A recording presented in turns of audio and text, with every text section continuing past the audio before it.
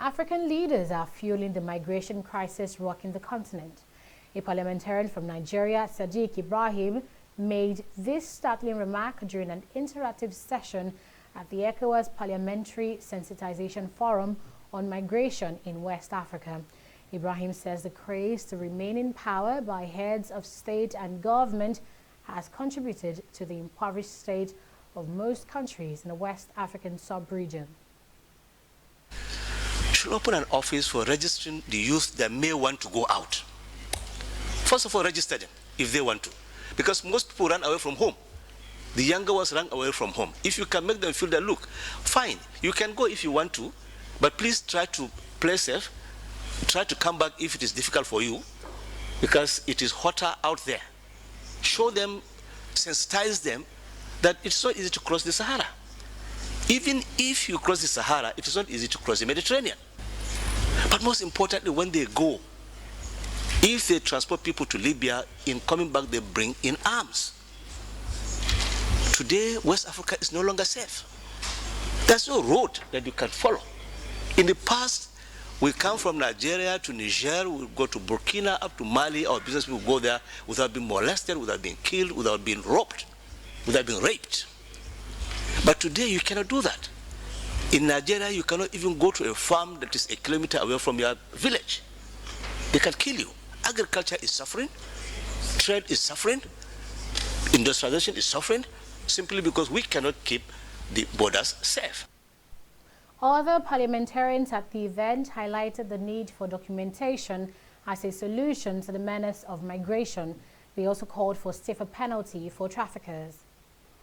The ECOWAS Parliament decided to do a visitation in Niamey, Niger, to be able to discuss the issue of migration in West Africa. The migration factor in West Africa is a challenge to us as a government and people. We are losing our young people to Europe and America. It's hard time that decisions and actions are taken to ensure our young people return. And Niamey, Niger is an area in which many young Africans use as a venue to pass to go to Italy and to go through Libya and Italy, hoping they will find greener pasture. So African leaders and those of us in Parliament feel challenged that we have the responsibility to ensure that we take actions to reduce the migration issue.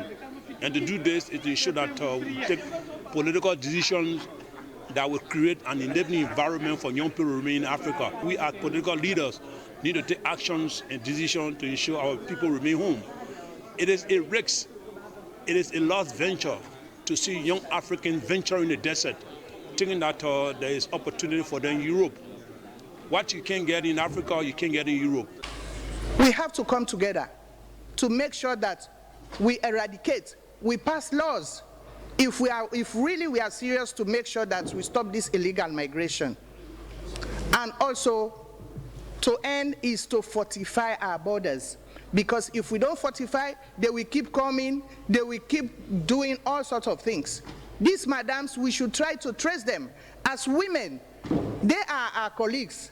They are women. They should stop that, because we are vulnerable. We call ourselves vulnerable, and we are seeking, like ECOFEPA is here, we will work together to make sure if any woman is found sabotaging the plan that we are going to bring up, we'll punish that individual.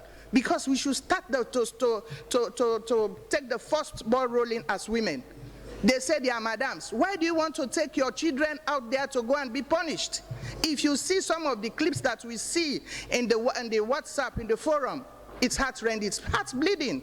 You see the people beating up women, sending hot water in their whatever. So we need to address that as women.